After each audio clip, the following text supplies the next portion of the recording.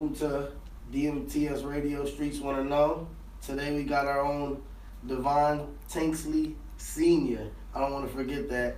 And we're brought to you by New Britain City Journal.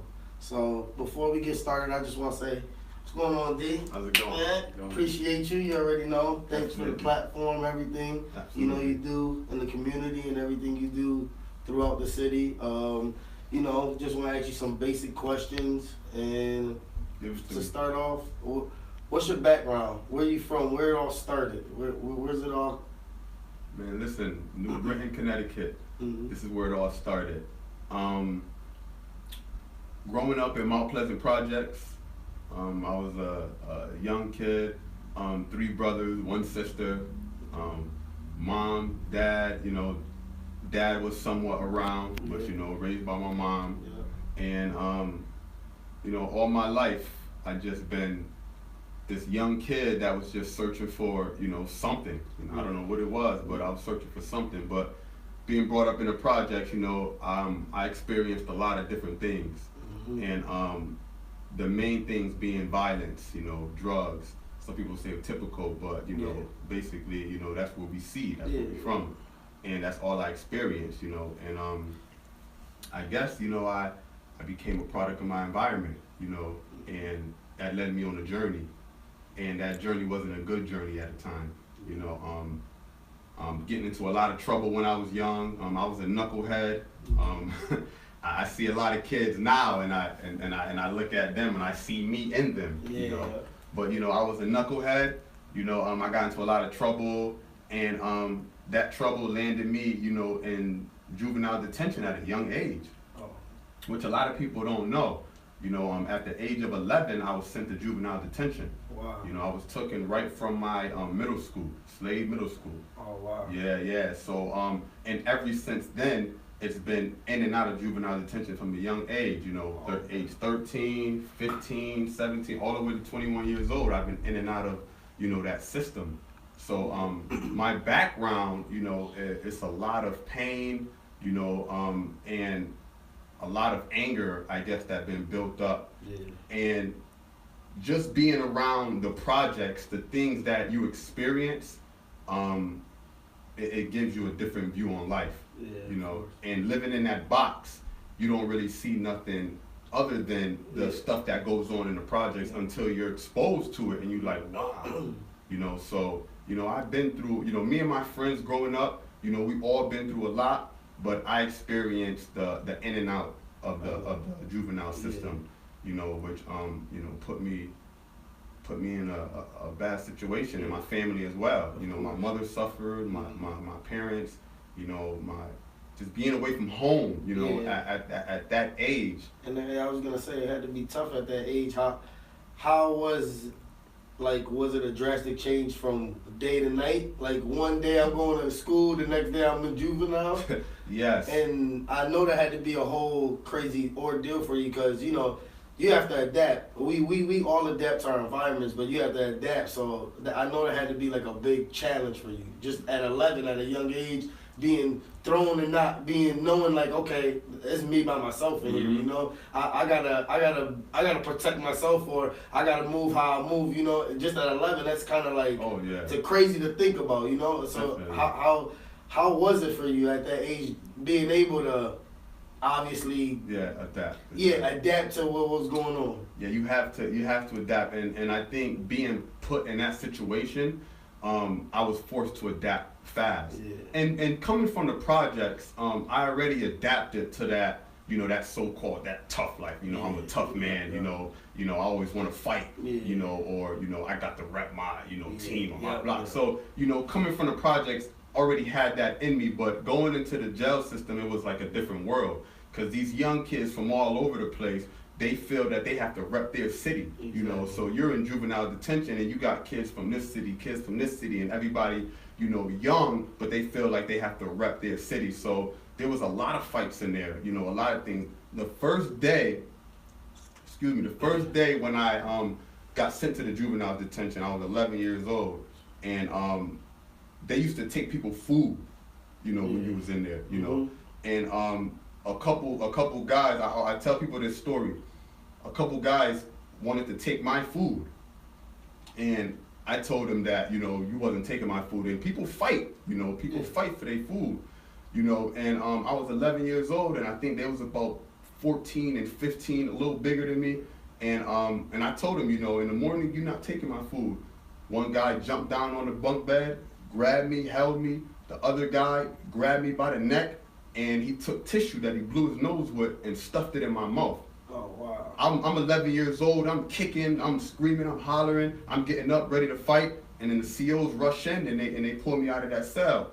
And I tell people, the day that happened to me, the day I said to myself, you know, I have to have a whole different mindset now that I'm here. Yeah. Like, people do not care about you. You know, it's what they want, and they're gonna do whatever they can do to take it. Yeah. And that's what I stress to the younger kids now, that you do not want to go in that system. Exactly. You know, so experiencing that, from there, it just turned me into, I guess, you know, an animal, because now I started fighting more, you know, and just sticking up for myself. You know, every time somebody would do something, I was fighting, I was getting in trouble, and I experienced, like, it was like a nightmare. You know, my parents, every time they would call, I would make it seem like everything was okay, because I didn't want my mother, you know, crying and knowing that I was going through that stuff in there, you know. So I tried my best to kind of like keep it from them, but you know, it was a lot. You know, I've been through a lot, and I think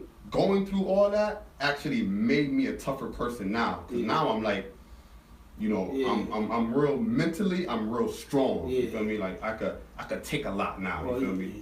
By going through that. So you ended up turning into a product of the environment, basically. Yeah. Like, and just like anything else, like you said, you came from the projects, and that's what people don't understand. You know, people that aren't from there, they say the projects is a bad place. But you as a kid, me as a kid, I can tell you some of the best summers and all that was when I went with my sister maybe to Mount Pleasant, or went with her to some other hood, and it was just kids running around and having a good time, you know? A lot of people don't understand because they're not from there, you know? They're scared about what they hear goes down in there, you know? We know we're around the bad stuff, but we're not worried about that stuff, you know, when we're younger and growing up. So a lot of people don't know no better, a lot of people look and say, "Oh, look." It's like normal to us. Exactly. It's like some nights, you know, not having food, or you know, like it's like damn, like, but it's like to us it was like, all right, you know, what we gonna do? We're gonna take some, you know, sandwich meat, and we're gonna take some peanut butter, like we're gonna do something. But it was kind of normal to us, you know, to struggle like that. We from the era that if you don't eat what's on that stove, you're gonna starve. You know what I'm saying? So it's a good thing that to see somebody like you come from, you know, where you came from, and now building up the community and doing all this good stuff for it. So I would like to ask you, what besides the jail stuff, what actually made you start changing your ways from, you said what, 21 was like when you started growing, what actually made you like that curve that you was like, all right, it's time for me to change the whole structure of what I'm doing. I can't keep going down this path because it's gonna end up not good for me. So when did you like start being more like, you know, woke, let's say. You know what I'm saying? Exactly. Understanding that you're a young black male, and understanding that the chances for us and other people aren't the same, you know? Because that's the reality of it, you know? We walk out the door, and it's not something that we want to say, but it's just what it is, you know? And being that a guy like you, a black man in his community, helping people and doing everything he has to do, you know, that's a good thing, you know, because we don't see that black people in that position, you know, giving back or always wanting to give back, you know. So what made you like, all right, I'm gonna change, or I want to be a big person in my community? Well, what it really was is, you know, it was the wake up call of realizing that, you know, I had a responsibility, you know, and I had kids to take care of, and whether you want to or not, you know, once you become a father, you know, you have a responsibility that those kids are going to look up to. Definitely. And those kids are either going to follow in your footsteps, whether they're right or wrong. 90% of the time, a kid want to be like his dad. True. You know, they want to follow in their dad's footsteps. True. You know, so if I'm rolling up and I'm smoking in front of my kids and I'm selling drugs and I'm getting in trouble and going in and out of jail and I'm just continue to live in that life being selfish, then basically I'm not showing a role model for my kids. Exactly. And then it gets even deeper than that, because if my kids are considered the next generation, then I have to be more than this, typical dead or in jail, type of person. Yeah. So it clicked for me when I said, you know what, I'm done. I came home in 2006 and I was like, never again. Yeah. I'm not entering back into that system. And I had my mind set when I was in prison. I already set my mind before I didn't even think about what I was gonna go through, how hard it was gonna be. I didn't even think about that. I just said, I'm done with the system. Yeah. And when I came home, that was it. I was done. I looked in my kids' eyes and I just said to myself, whatever I gotta do, I am not going back to prison. That's what I did. That's you feel good. me? That's definitely I just said it. And you made it happen. And I made it happen, and I came out and I just started grinding, 5 felonies, from all those years being in jail, I came home with 5 felonies. Yeah. So what they say about felonies and what people say, how hard it is to get a job. Yes, it was hard, but I got one. How hard it was to go to school. Yes, it was hard, but I went to school, I graduated, with an electrical diploma. How hard it is to do anything with felonies. But I had to grind and block all that out and focus on the change that I seen. And that's what basically drove me to where I'm at now. Yeah. And how hard was it to focus? Because I can only imagine you coming out as a new person, other people knowing you from your past, they kind of want you to cross over, still stay on that side of the street. And you like, nah, I'm for real. But for some reason, people never love to see somebody actually prosper. Like, it's crazy that people will support you as long as you're doing bad. Mm-hmm. The minute you want to go and do your own thing, they're either saying something that you can't do or they're not with it. You know what I'm saying? Yeah. So how hard was it for you to actually focus? Like you said, I know you had a bigger dream, because at the end you were like, yo, I got to stop this. I got my kids. But of course, just for the kids' sake and kids that grow up around the same issues as you, just let them know how hard it was to stay focused, but how you were able to keep that, that goal in mind, Well, what it really was is, it was hard, but like I said before, I prepared myself mentally. And we all know, the concept mind over matter. You feel me? Mentally, I already prepared myself. So I knew there was going to be a fight, but I knew that the strength wasn't going to come from, physical strength. Yeah. I was going to have to be mentally strong. Yeah. Because I had people come up to me, hey, take these drugs, take this, or, and I looked at it and nah. Yeah. And to get real deep into what you're saying about how hard it is, I'll tell you a story. Yep. Now I'm home, I'm going to school, I'm in electrical school, and I'm working a job as well. And it's getting tough, it's getting hard, And I'm talking about I've been home for years, I probably 4 or 5 years I've probably been home from prison when this happened. And I tell people this story because I want them to understand how serious it is. And there was a situation where I kind of slipped, and I started selling drugs again. So to make a long story short, a couple weeks went by, and I got one of those moments again. What am I doing? Like seriously, Deivone, what are you doing? You have kids. You came home. You've been good for all these years. You really about to pick that back up? Set yourself bad. Man, listen, you don't understand. I called up the guy to bring me to the Connect. I said, listen, I need you to bring me to such and such spot. Drove up there, went in the dude's car, took all the drugs I had, and I gave it to him. He's like, what's this?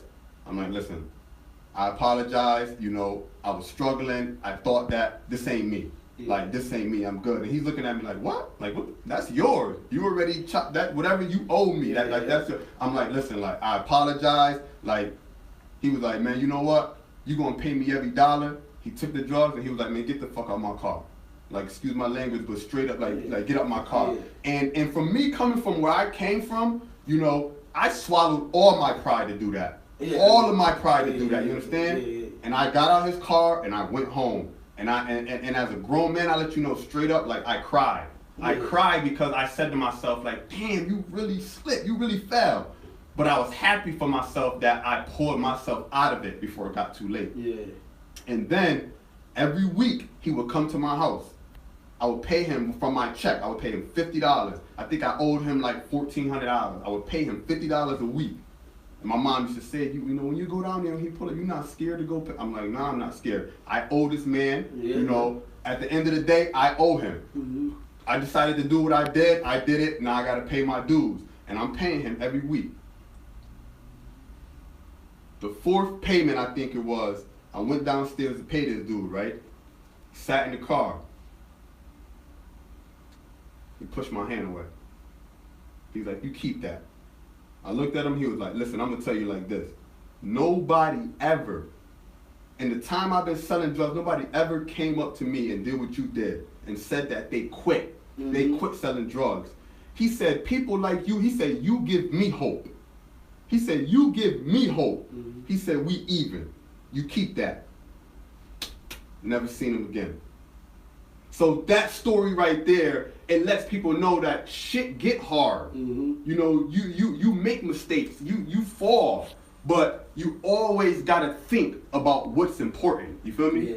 And once you realize what's important, everything else you can let go like that. Yeah. And I could never see myself ever falling again because I've got stronger. You understand? Now you're in control. I'm in control. Yeah. I know what it is. Yeah. I know what to do now. You know the bigger outcome. You know if you just grind it out, and you know sticking with the grind is the biggest part. That's it. And it's deep. Yeah, it's deep, yeah, no, you know? Definitely. Like just me thinking about where I came from and now and where I'm going. Like it's deep. Of course, yeah, because you know. A lot of people where we from or where you came from, you can't really say too much of what they're doing or what they up to. You know, it's not up to much. So it's like you be the statistic. So you being a statistic for us, being a black man, that's a celebration in its own. You know what I'm saying? For the fact that I know there was times that I didn't have a job and I was struggling and I didn't even have a felony. Mm-hmm. I had a misdemeanor. So I just imagine like people like yourself, like, dang, if I'm having a hard time, I imagine how hard he's having. You know what I'm saying? I don't have a felony, but it still doesn't matter. You know, people look at you a certain way, and if they don't know you, it's easy to judge you off of what I got in front of my face. You know what I'm saying? It takes time for me to get to know you, and, you know, being around hoods and different type of people taught me to never judge people. Cause he could be the craziest person, but he can also have the biggest heart. You know what I'm saying? And that's what I like about the hood, the diversity. You know what I'm saying? Yeah. It's the Spanish people over here. It's the, you know, you got your white people over here. But it's everybody's mixed. We all in the same struggle at the end of the day. You know. So coming out of that period like yourself, that's a big thing, especially out of the community. You know, especially like helping the community, doing so much. How important is that to you? Like, to help and build your community up, like, from... That's my passion. Yeah. Like it just... It must have always been my passion because I never been so serious and passionate about anything in my life until I realized what I started doing for my community. You feel me? Mm-hmm. When I look at these kids in the community, when I look at my kids, my family, my wife, you know, I say to myself, there's nothing else that really comforts me than me knowing that I can help make a difference in my community. Yeah. And that's why I put so much on myself when it comes to, you know, developing my community, and we're talking on an independent level. Yeah. Like, you know, I don't ask for too much help. You know, I have a few sponsors, you know, I got friends, I got family, but, you know, I don't get too much help to really, you know, the resources that I gain to invest in my community is from outsiders. You feel me? Yeah. So the importance of what I do for the community, it's on a level that when you describe something you're passionate about, like if you're passionate about a sport or you're passionate about anything, I'm passionate about trying to change my community. So that means that I will do whatever it takes to help see a difference. And that's why I started that youth development basketball program, New Britain Legacies. Yeah. You know, because I knew that was a way to grab the youth, grab the kids, which is the future. You feel me? Yep. And if we can plug in and mold them and shape them to what we see the future being, then it'll make it that much easier. You feel me? Yeah.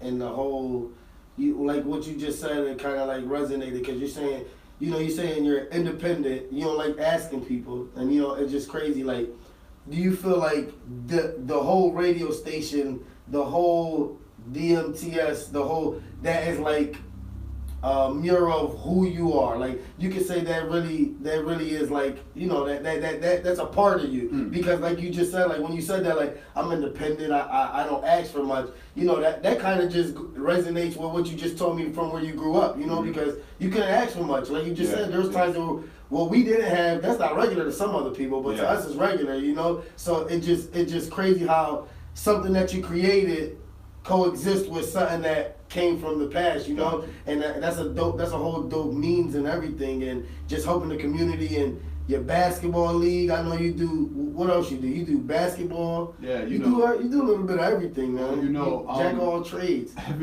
Jackie of all trades too.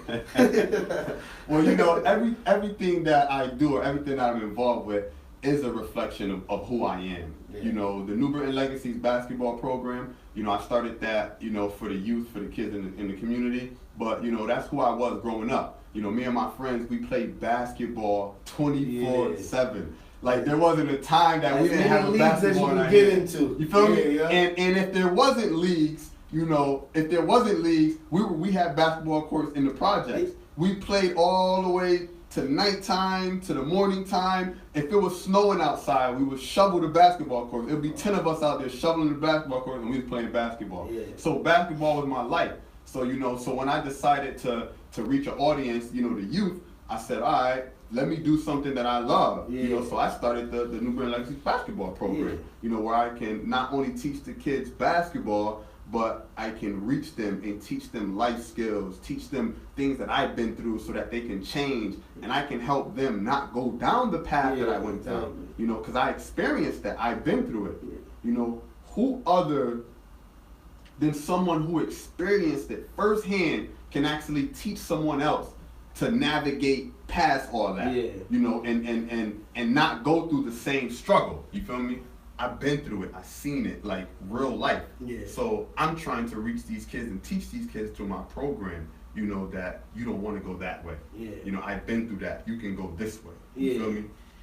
And how does it feel like to actually be hands-on? Because, you know, a lot of people that may be in your position might have a whole bunch of people and might not be able to be hands-on, but for you, you know, I've been by the gym and I see you out there with the whistle. Yeah. You doing everything just like, you know, so to see that, it's like, man, not to say he doesn't have to be out here, but that shows me like you really want to be out there, because, you know, a lot of people could be in your position but just have other people be out there. Yeah. But I see you out there actually trying to touch each kid and, you know, getting to know each kid from, you know, anything. Like you get to know them, their background. You get to know that, you know what I'm saying? When you first see him, you might think, oh, he's a knucklehead. But when you find out what really goes on in his life, you're like, all right, you know what? This is his freedom. This is his, you know what I'm saying? This is where he gets to be himself as a kid. Because, you know, that's what I think. Like, when I was growing up, I got to be a kid, but there's certain things that, like you're saying, food and things like that, there's certain things that people didn't have to worry about. You know what I'm saying? Even making your own fun and having things that we didn't have in our home, we had to make other things to substitute for those things we didn't have. You know what I'm saying? Yeah. So it's like creative. Exactly, creative, and, you know, thinking outside the box. So it's definitely good to see you actually hands-on with the kids, because, you know, you got so much things going on that you can easily just say pass it off, or, you know, or maybe not, because, you know, it's hard to get people you trust too. That too. You know? But I think I have to be hands-on, because I know the type of kids that I'm dealing with. Yeah. I know the type of kids we're dealing with in this community, because, like I said before, I was that kid. Exactly. You feel me? You understand? So if you don't have no intentions to really try to use some sort of wisdom and knowledge and actually try to help these kids, then there's no reason for you to really be around these kids. You understand? True. Because it's really important to know who you're dealing with before you deal with them. Like, I know who I'm dealing with. When these kids act up in the gym, like, you know, I know how far to go. I know how to speak to them. I know how to talk to them. And these kids, they, no matter what, I could tell you, hands down, these kids show me respect. You know, of course, we get knuckleheads, you get the ones that want to act up, but at the end of the day, these kids have a relationship with me, and I have a relationship with them. And it's very, very important for me to be hands-on because I want to try to help every single kid that comes through that door. You know, we ended up over 200 kids. It's only our first year, you know, so we have a lot of kids and a lot of people in our program, you know, and my goal is to try to touch or reach every kid that goes through that door, you know, and if I have to be hands-on every single day to do that, then I will be hands-on every single day to do that. How important in this whole movement, being you're independent, being, you know, you started from the ground up, you know, not maybe knowing as much as you know now, you know, kind of being in the blind and now being able to kind of learn more so you can creep your way out. How important is a supporting cast, family, to have while, you know, because there gotta be stressful times or even help, you know. You always got your wife helping. She just as much as you into this as you, you know. That's real important. And especially my wife, you know. My wife is she's my backbone, you know. She's the person that I go to when I feel like, damn, like, you know, this is I'm overwhelmed, or you know, I gotta do this, and you know, she's the one that, you know, say something and, you know, put me back on my feet, you know. So it's very, very important to have that, you know, that backbone, you know, and my family, my mother, you know, my dad, you know, no matter what the mistakes he made back then, you know, or my mom, you know, I put them on top of the list. Like, I love my parents, you feel me? Like, and I just want them to continue to see me do great, you know, while they're here. You know, my grandmother, you know, damn near raised us as well. You know, love her to death, took care of us, my brothers, my sisters. You know, I have a large family structure. You know, I got cousins and friends, and I got a lot of supporters, you know. So I have a lot of people around me that keep me on my feet, you know, being independent, because to tell you the truth, it's new to me too. You know, I'm not out here walking around in my community like I know it all, or like I have all the answers. You feel me? Like, I just know that there's a problem. Let's find a solution. That's what I come, you know, to. That's the message I and whoever's on that same page, let's try to help. Let's work together. We don't have to work against each other. It's not about who did it first. It's about who did it right. You know what I'm saying? And I believe we can do it right. Exactly. And that's what I'm doing. You know, that's the message that I'm delivering. Just trying to help the community. So you got the basketball, right? What is there anything else that you got either coming up or that you might maybe thinking about doing? Maybe, I don't know, you do anything like any drives or anything, or well basically it's just every day is something new, you know. Just recently I just became a volunteer in the prison system. So for the past, you know, I think 2 months, going on 2 months, I've been going to NYI, the same facility that I was at when I was young, 16, 17 years old, as young kids, and they're in NYI, you know, in prison probably 5, 10 years, and they're only teenagers. So I recently had the opportunity to go into the prison to speak to them, you know, and I've been reaching a lot of those people, and to the point where their parents been contacting me on social media, you know, stating that their kids, you know, seeing me come to the facility. And, you know, they want to thank me, you know. I think, you know, he's ready to change, you know. And then I go to the adults as well, Cyboski, out there in Infield, and I go and I speak with the adults as well. And I just, what I'm really trying to do is I'm trying to bring light and awareness that there's a different way. You understand? And some people is going to gravitate, and, you know, some people's not, you know. But I feel that if I can continue to do what I do and reach 5, 10, 20, 100 people, then, you know, that soothes me. That makes me feel good. You feel me? You know, that's enough. So I'm involved in you know, I'm trying to get involved in new things. I know when you started the show today, you said brought to you by, you know, New Britain City Journal. You know, that's one of our new collaborations. You know, where, you know, I sponsor the City Journal, and, you know, she Robin, You know, thank you to Robin. She sponsored the radio station. Okay. You know, so now it's like a media partner where, you know, what she does for the community in the City Journal, which is real big, and she tries to keep the community in tune with information, things that's going on. That's good. You know, with the newspaper, you know, and with my radio station, I'm trying to do the same thing. Yeah. So we decided to, you know, to do a collaboration, you know, and basically work with each other. That's good. So I have a lot of new things that, you know, that I'm trying to do. Got in the mix coming up and you know, for my company, Dmts Records, my artist, Play It By Design, you know, he just released his album, you know, the debut album, Leave a Legacy. Yeah. You know, that's available right now on all streaming platforms. Our website, dmtsrecords.com.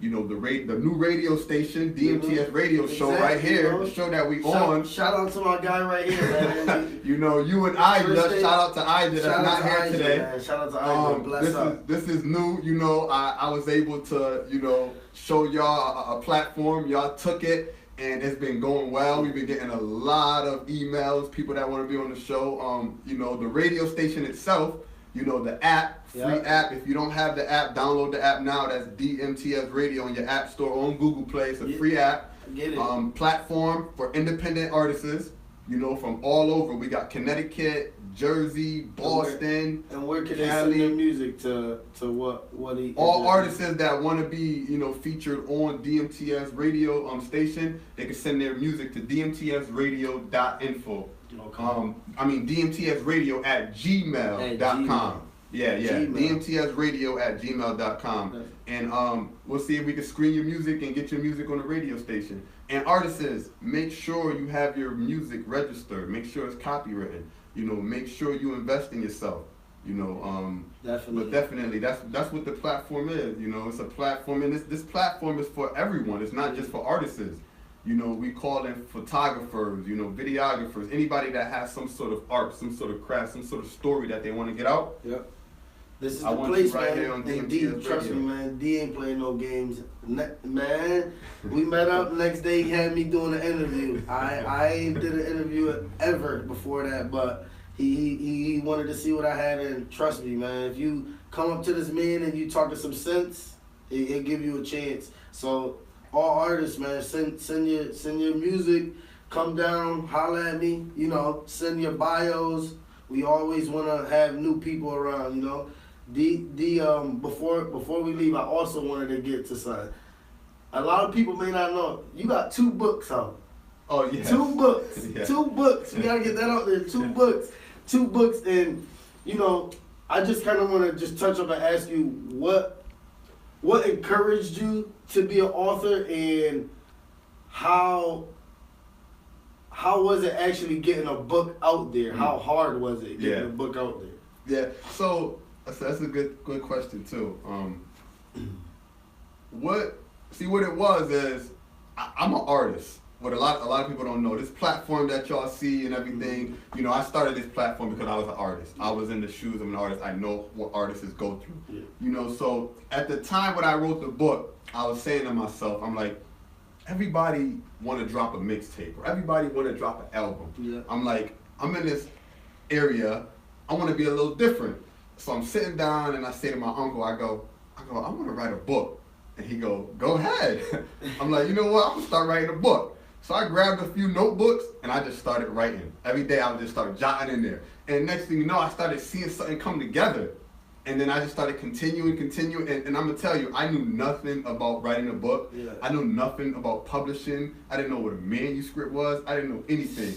I just knew that I wanted to write a book. You know, that's it. Yeah. And that's what I tell everybody out there. Don't worry about what the problem is or what you got to go through. Just know that you want to do that particular thing, and the universe will work its way out for you. Trust me. You know, so all I knew is I wanted to write a book. Yeah. Started jotting it down, and next thing you know, that led me to researching a publish. You know, so I was like, I need a laptop now, because I was doing it on a notebook. Yeah. So now I learned what a manuscript was. A manuscript is basically, you know, what I was writing in my book. I just didn't know the terminology, you feel me? Yeah. Like, so I got a laptop, and then I started putting that on the laptop. And then now I knew I needed to research a publisher. Now I found a publisher. Next thing you know, I found a price. I got the money, you know, and voila, it was there. You know, it was self-published, and I accomplished it, you know, because I wanted to. you know, and it was a lot of writing, it was a lot of editing, you know, behind the scenes there was a lot of things that I had to learn, you know, and go through, but I did it, you know, and I'm talking about the first book had, you know, there was some editing problems, like I didn't care, you know, because it's all about getting it out there, learning, and becoming better as you go, grow, you know, so it was my first self-published book, and I published it, Barnes & Nobles, Amazon, everywhere, you know, so after that, you know, I just decided, you know, I said, you know what, I want to, you know, and what a lot of people don't know is DMTS Records was first DMTS Publishing.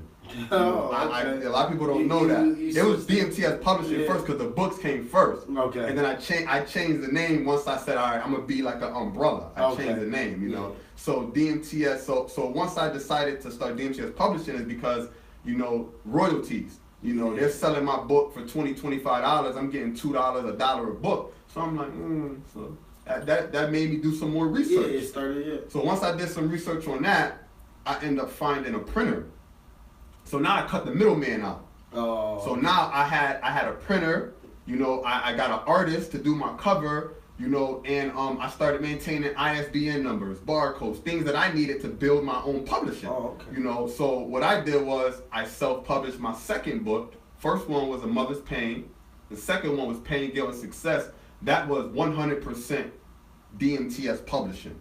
So there wasn't no third party between that book. So I owned 100% of the money that came in through Pain, Guilt, and Success. So I took control over, you know, the publishing. So that was very important to me. Ownership. That's what I was going to say. It goes right back to that ownership. That's what I was going to say. That's how that had to be important, you know, to actually, really important. Especially, you know, the first book being help and doing your homework, and the second book you publish your whole self. 100%. I told y'all he moves 100% fast. Me, he moves fast. So, he published the second one and he ain't have a clue what the first one. And Pain, Guilt, and Success. The ones who read part 1, they loved it. They loved it. And the ones who read part 2, they loved it. But you can see the growth not only in the characters in the book, but you can see the growth in me as a writer. You know, because I just learned so much, you know, different things, you know, what words to say, what not to put, how long I should write a sentence, you know, when I should cut it out. Sound like a rapper. You know, so I started just, you know, just playing with it, and, you know, I published my second book, Pain, Guilt, and Success, and I'm working on the third one now. And, you know, it's just, I love what I do. You know, I love what I do. So if you haven't read those books, go get those books. They're on the website. That's dmtsrecords.com/books. And they're $10 a piece. You know, order part 1, A Mother's Pain, part 2, Pain, Guilt, and Success. And it's very important to really pay attention to what's in those books, because I put a lot of jewels in them books. You know, a lot of guidance, you know, a lot of information that I put in them books. And they're short books. They're like, you know, 105 pages, 110 pages. You know, you can read them books in a couple hours. But you know, but take your time and let it you know, digest. You know, there's a lot of information. Is that a book you think like is it a particular age group, or is it a book for everybody, or is it just maybe somebody, or is it maybe for somebody going through the pain, the struggle? You know. Well, I think all. I think anybody, anybody can read it. Yeah, because I had a lady in her 30s come up to me and buy both of my books when I had my book signing, and she told me she's seen it online, and her mom just passed away, and she wanted to read these books, you know, because she heard it was real good. After she read them, she contacted me back and said that them books helped her. Then you got my kids, you know, when the book came out, I think they were 12. Probably 11 or 12, and they read them, and they loved them. And kids, I was in some of the middle schools in that age group. And then I had older people like my grandmother and her friends, and older people like, yo, this book is good. Like, I want to see a movie. Like, when's the movie coming out? So I really believe that when I wrote the book, I touch all age brackets, you know, from the young to the middle. That's important, you know, because a lot of people, you know, there's sometimes too over the top, sometimes, you know, so it's good that it can touch anybody.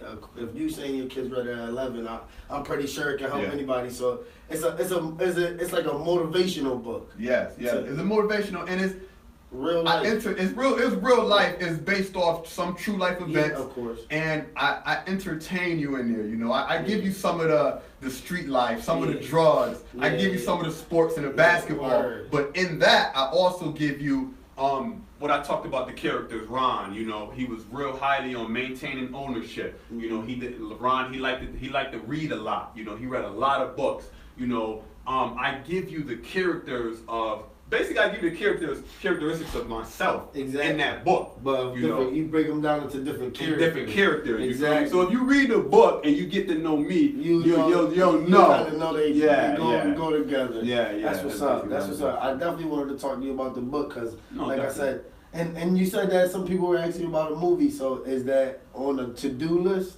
Oh, definitely. Definitely. My end goal is like, so far down the road, like people wouldn't even understand how far I see. Yeah. I only give people so much. Yeah. You know, when you see something pop up, it ain't just pop up because I thought about it yesterday. It's part of my end goal. You know, I really look down the road, not 10 years. I look down the road like 50 years. Yeah. And like my end goal is way large. So I got, you know, planning on writing the script. You know, I've always been jotting down for the script already that I already prepared for, but I'm always working on it in my mind, in my head, jotting things down. So yeah, definitely. And how long did it take you to write that book? The first one, believe it or not, the first one took me exactly 1 year. Oh wow. It took me 8 months. And the thing about the first one too is it took me 8 months to write it. Yep. And then when I was in the publishing process, I needed an editor, and I couldn't really find no editor. And this is around the time where I met my wife. Yeah. You know, so what happened was, Good book. I needed so I start reading the book to her. Okay. You know, so she was like one of the first ones to really like get the whole book. You know, we would go in my car, you know, and I would read this book to her, and we started editing ourselves. You know, and once we got as far as we could, then we sent it off, you know, to see if we get the finished touches on editing it. And you know, once they finalized it, you know, it went, you know, to the publisher. But yeah, it was the process. You know, it took me, you know, no more than a year. In the second one, I think it took me like exactly like the same amount of time. You know, when I start writing, I write. You know, it's almost like when I start writing, like I literally like be writing like when rappers and artists go freestyle and they can just keep freestyling. That's how I write, but it's really not. It's just not anything. I'm putting stories together as I'm writing and flipping the page. Like it's just spilling out. And writing a book, is it like the inspirations change daily? You know what I'm saying? Because while you writing a book, if it took a year, I can only imagine. Like, did you rip a page or two? I'm like, maybe I'll X that out, or maybe I won't put that in. Oh yeah. You know what I'm saying? Because you do that a whole year, and especially, you know, people that master their craft or take stuff serious, they're real picky on their own stuff. Yeah, so that's what I'm saying. Like, if it took you a year, I can only imagine how much time you either started over or changed the direction. You know what I'm saying? So that to me is, so basically like a book is your album. A book is your album. You know what I'm saying? Basically, to an artist. Okay. So that's dope. I've never thought of it like that. It's just crazy how so much stuff, art, music, they all coexist. They all come around full circle. Like the whole purpose is the same thing. You know what I'm saying? Is to be a artist that owns their own stuff and actually makes their own stuff. You know what I'm saying? Not having a team and not having that. That's important. Having a team is important. Really important. It feels better when you're able to do it with knowing you put your neck out there. You know what I'm saying? I put my neck out there, so when you succeed, it's gonna be even better. You know what I'm saying? Of course, you fall flat on your face, but you can't keep going down. You know what I'm saying? It's only one way after you keep going down. And if you look at it, you know, if you're going to be an artist, you're going to be an author, you're going to be a photographer, you know, you're the entertainers for the people. You know, you have the people, which is the consumers, the customers, the clientele, and then you have the artist, you know, the photographer, the author, the musician. You know, if we're gonna entertain the people and expect to be compensated and expect to get paid for what we do, then you better bring them good quality. You bring them something that's entertaining, bring them something that's professional, something that says, you know what, I'm gonna pay my dollar, you know, I'm gonna give this man my money, you know. So, you know, just it's very important that if you're going to be in that platform, you know, we have a high responsibility. Yeah. And I take it real serious. Yeah, no, definitely. Take it real serious. That's a good thing to keep in mind. You know, you just be humbling, because I know that this whole experience to you is humbling. Yeah. Like just you telling me where you came from and where you are now, I can just imagine. To you, it's like, I know there's times that you was like, I can't even believe I'm here right now. Yeah. Not that you can't believe it because you was gonna put the work in, but just the fact, like, dang, it's coming full circle. You know. Yeah. Keep working, because shoot, I would have never thought. 5 felonies, this man moving like this, you know what I'm saying? And but that also that helps me out. That gives me a little, let me know there's a little more life. Let me know that I just don't have to be like the angry black guy, or you know, or just looking at stuff and being like, you know, because from you saying that and me saying that, you know, I could relate, because I'm like, dang, all right, you know, he gave me a little bit of hope. You know what I'm saying? Yeah. Gave me a little bit of hope, because there's somebody that possibly ain't know what's going on. But what I would like to say is, for the where do you see DMTS Radio? And within, I'll say, you move fast, so 5 years that's putting too much. If you have a building, you have your own something by then. Maybe let's say 2 years. Because in 2 years already, from what I seen, I remember seeing you at Vibe. You at Vibe while I was coaching, and seeing you getting the little jewels on, and then now you running the whole gym. So I'm like, yo, this dude move fast. But where do you see the direction? Where do you want to? Where would you say in 2 years would be a good place for you? 2 years, 2 years from now, I definitely see DMTS Radio becoming a truth. A platform of truth for people. You know, information. You know, outlet for information, an outlet for news. You know, DMTS News.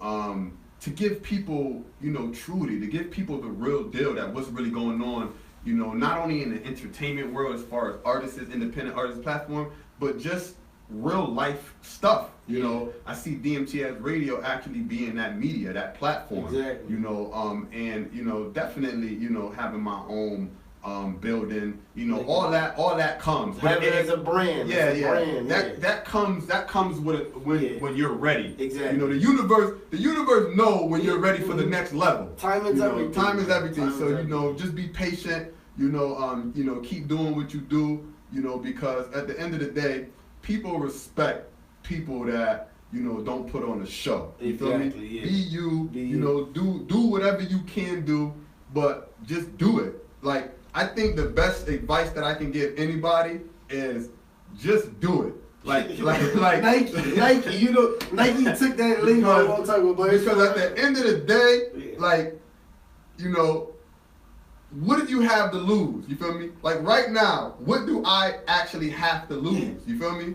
Like, it's either I'm gonna do it and make a mistake and learn from it, or I'm not gonna do it and it's never gonna get done. Exactly. You feel me? Exactly. Like just do things, man. Be of action, be of movement. You feel me? The mind loves to create things that people manifest. But if you ain't, you know, if you ain't a visionary and you're not really thinking about things you want to do and then putting action behind that thought, then it's just dead energy. You know, be active. You know, definitely, do things. Definitely. So that was all I really wanted to ask you. It was a good interview. But before we go, I just wanted you to let everybody know, people that's listening, DMTS Radio.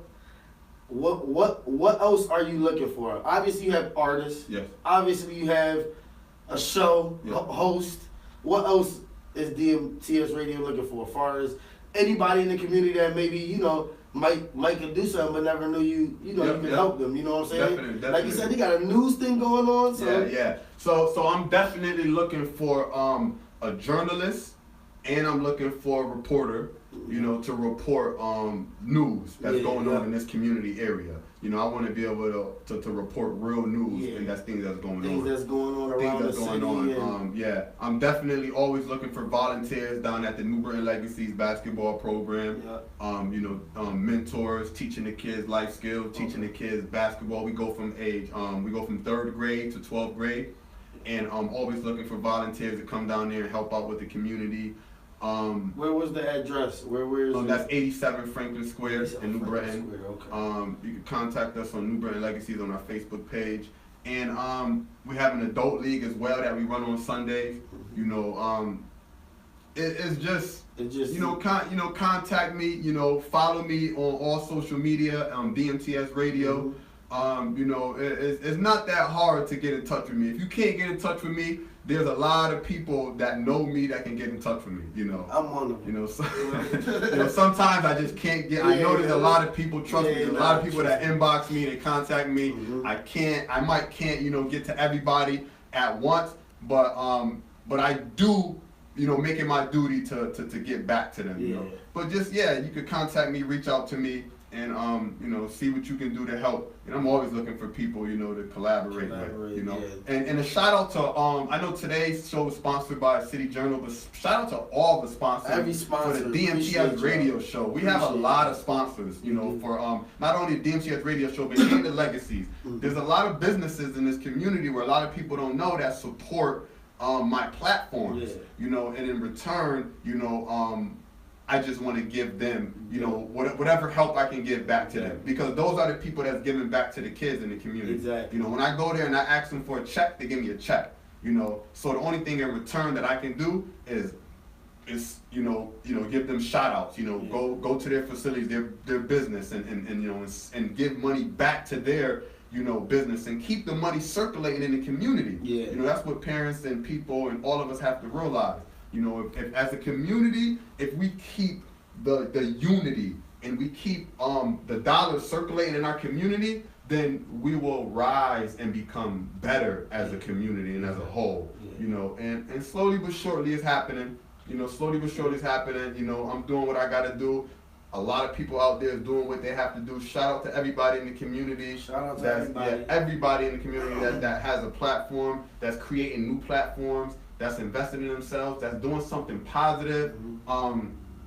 Big ups to y'all, because it's not an easy job. You know, and to me it's just something I love to do. You know, I love to do it. And I can go on forever. I can talk forever. So you can end this show whenever. I appreciate that anyway, because, you know, I got kids, so just to know that there's a person in the community like yourself that I could trust, and you know what I'm saying, that gives me some you know, some closure far as knowing, like, there's people in the community that do want to do right and do want to do good, you know. Absolutely. So I appreciate that, and I appreciate you for everything, the show, you know, the whole platform, everything that you went out there with, putting your faith in me and Aisha, starting this whole thing, you know. Just want to say I appreciate it, and let's just keep moving, man. Let's keep going. And by this being a different show, we got somebody else coming next week. You know, I got a few gas cards that I could give away. If you just, I don't know, there's people watching. You might want to give somebody something.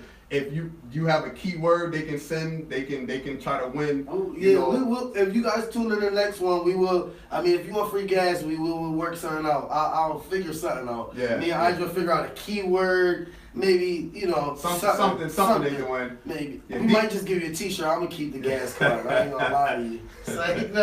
But you know, D, I appreciate it. Absolutely. Thanks, man. Streets want to know. Aisha, get back, man. Bless up. Thanks a lot to everybody. That's it. It's a wrap. Appreciate you, man. Dang, man. We went. See, look. Oh.